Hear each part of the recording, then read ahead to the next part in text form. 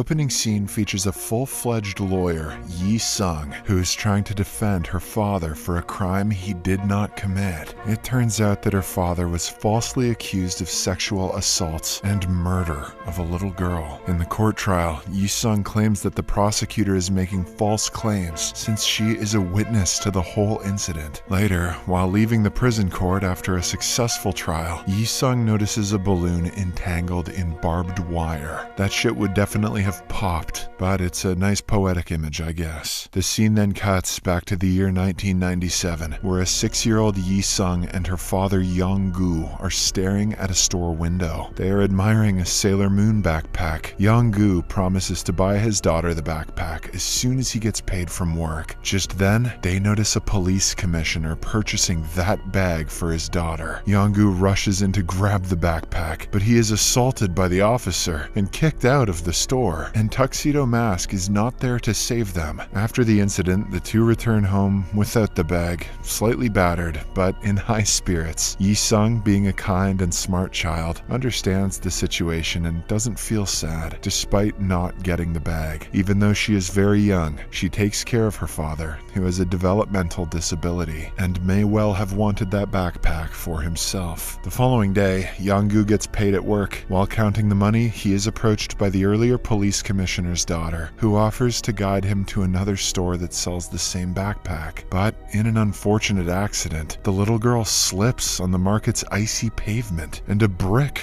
drops on her head, resulting in her death. In a desperate that's crazy, man. In a desperate bid to revive the little girl, Yong-Goo proceeds to perform CPR. However, a female bystander misunderstands him and reports him for assaulting and killing the girl. Following this, Yong-Goo is apprehended and taken to the police station. Due to his mental illness, he doesn't understand that he is arrested, so he tries to leave, citing that his daughter is alone at home. However, this only results in him getting beaten by the police officers, who keep him in custody until the next day. In the morning, the police make false comments on his actions, alleging that he sought revenge on the commissioner by assaulting his daughter. To add to his predicament, he is forced to make a false reenactment in exchange for meeting his daughter. In the meantime, Yi-sung, who gets worried for her father, sets off to find him. Not long after, she notices a crowd surrounding the crime scene and soon discovers her father in handcuffs. Scared, the little girl rushes to him, but she is quickly held back by the officers. In the aftermath of this event, Yong-Goo is sent to prison where the warden beats him up for committing such a crime. He is then detained in cell number 7 along with 5 other inmates. They also beat him up for his falsely accused crime. Despite all this, the innocent Yong-Goo keeps on thinking about his daughter. During working hours, the inmates are tasked to make soccer balls. One of Yong-Goo's cellmates, named Yang-Ho, who is considered the leader, uses these balls as an alibi to smuggle things. By distributing these smuggled products, the leader and his gang establish their turf within the prison. However, this has also earned them several enemies. One day, the rival gang leader tries to stab Yang-Ho from behind, but Yong-Goo, who notices this, intervenes just in time and saves him. His actions impress the leader deeply. Later on, Yang-Ho offers to help him in any way he can to return the favor. In response, Yong-Goo expresses his wish to see his daughter, Yi-sung. As a result, the little girl is brought into the prison along with a team of choir who are there for a performance. After waiting for the right time, the girl is abducted and smuggled inside cell number 7 to meet her father. This is probably not how Yong-Goo wanted things to happen. As soon as Yong-Goo meets her, he embraces her emotionally. He apologizes for leaving her and explains that he is being detained. However, their reunion is cut short because the church event is disbanded. The fellow inmates then hurriedly try to smuggle her out,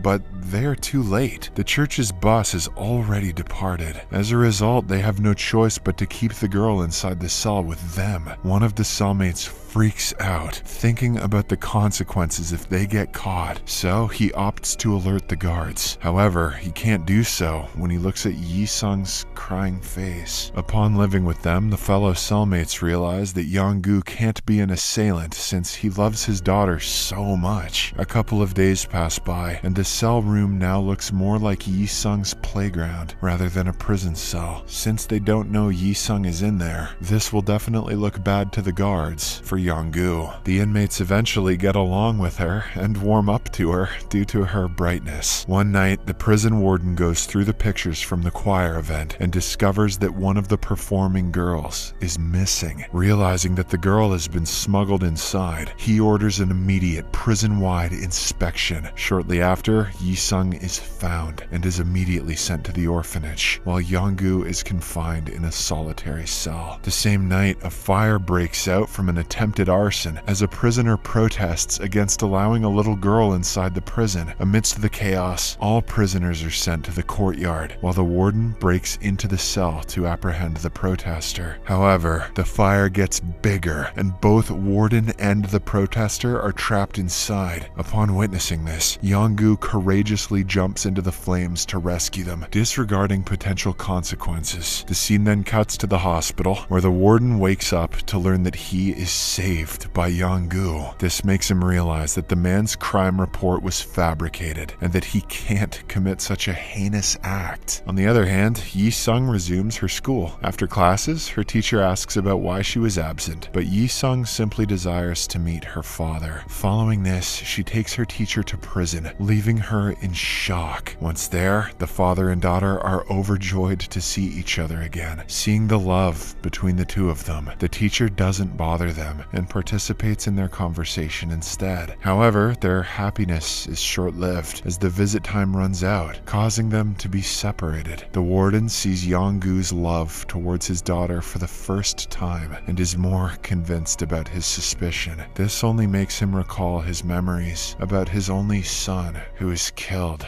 by an inmate. After the separation, Yi-sung grieves so much that she doesn't eat anything and ultimately ends up in the hospital. The prison warden visits her to check her well-being. During this, the little girl requests him to arrest her and take her to her father's cell. Touched by this, the warden allows her to visit her father every day after school. In addition, he reviews Yong-Goo's crime files and discovers that his sworn statement is falsified. After seeing the injustice that Yong-Goo is facing, the warden vows to prove his innocence. He then goes to the commissioner and requests for re-investigation of Yong-Goo's case, unbeknownst to the fact that it was the commissioner who set him up. Meanwhile, within the prison, the inmates from cell number 7 enjoy their time with Yi-sung. The little girl teaches the leader how to read and write, his weakness that nobody knew about, but now they do, and they laugh at him. One day, Yi-sung borrows a cell phone from one of her classmates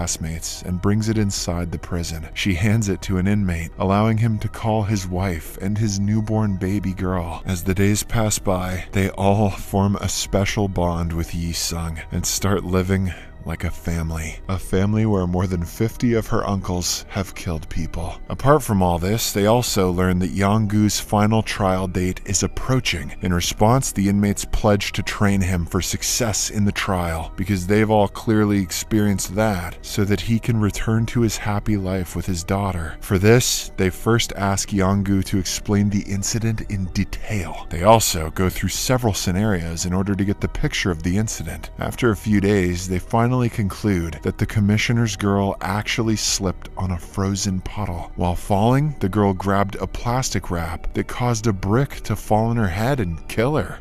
I'm even starting to doubt this story. The inmates also learn that Yong-Goo was blackmailed into signing a falsified report, due to which he ended up here. Having unraveled the truth, Yong-Goo is trained on how to answer potential prosecution questions. Even though it's hard due to his mental illness, they are still confident that he will win because he has been mistreated. The inmates make a note about all the possible questions along with their answers, which Yong-Goo studies day and night. Additionally, the cellmates organize a petition from fellow prisoners to attend Yong-Goo's trial in a show of support. Amidst the preparations, a public lawyer comes to meet Yong-Goo. The lawyer says that he must plead guilty to save his daughter, asserting that the commissioner will hurt Yi-sung if he wins the trial. The lawyer also abandons the prisoner's petition, saying it won't help because they've all killed people. In the next scene, the long-anticipated trial day arrives, and Yong-Goo is brought to court for his final verdict. In the waiting room, the commissioner beats him in a fit of rage, threatening to kill his daughter if he doesn't confess. A while later, the trial begins, and Yong-Goo, who is very worried for his daughter, sacrifices himself by pleading guilty to the accusations. The prison warden tries to convince the judge that Yong-Goo is mentally intimidated, but he is ultimately sentenced to death. The execution date is scheduled for December 23rd, which happens to fall on Yi-sung's birthday. Back in the prison, the inmates feel sorry for Yong-Goo, so they decide to take matters into their own hands. They devise a plan to build a hot air balloon to facilitate his escape. They dedicate their days and nights to this project, driven by the motivation to free an innocent man from the clutches of injustice, and to do it like Willy fucking Wonka too. They also request all of the other prisoners and Yi-sung's teacher's help in order to commence the plan. A few days later, the prison organizes a program in which Yi-sung, along with some other children, perform a choir. At the end of the performance, Yi-sung takes her father's hand and invites him to the yard, with other prisoners joining to create the illusion that the event is ongoing. Seizing the moment, the inmates send Yong-Goo and Yi-sung on the balloon and release the rope. They're dead for sure. As they fly away, the guards become aware of their escape attempt, but the prisoners stop them from chasing the balloon. What if they snipe it? However, the balloon's rope is caught by barbed wire, causing their plan to fail. Now, with nowhere to go, the father and the daughter use this moment to savor the setting sun together. On December 23rd, Yong-Goo and the cellmates celebrate Yi-sung's birthday before he is taken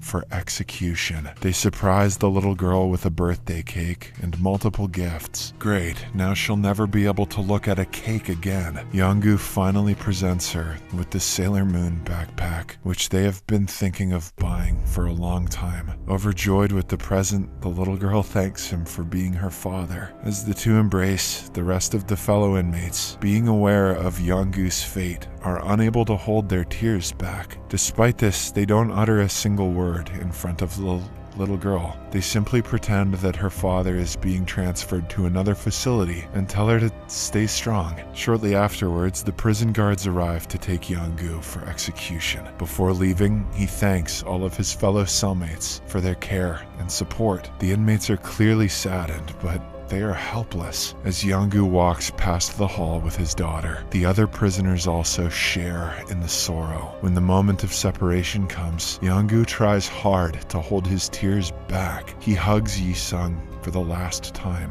before heading to his execution. While walking away, he hears his daughter's voice and rushes back to embrace her. He pleads for help because he doesn't want to be separated from his daughter. However, it's too late now, and even the warden seems powerless. Poor Yong-Goo is eventually executed for a crime he did not commit. 16 years later, Yi-sung, who is now a lawyer, appeals for her father's case, who is still considered to be a criminal. With the prison warden and the Room 7 inmates' support, she is finally able to prove his innocence. The judge exonerates Yong-Goo by overturning the previous verdict, and also orders a reinvestigation into the little girl's death, bringing immense joy to the former inmates, the warden, and a tearful Yi-sung. The scene then returns back to the beginning of the film, where Yi-sung has a vision of Yong-Goo and her younger self on the hot air balloon, waving goodbye. The movie ends as she tearfully bids goodbye to her father as the balloon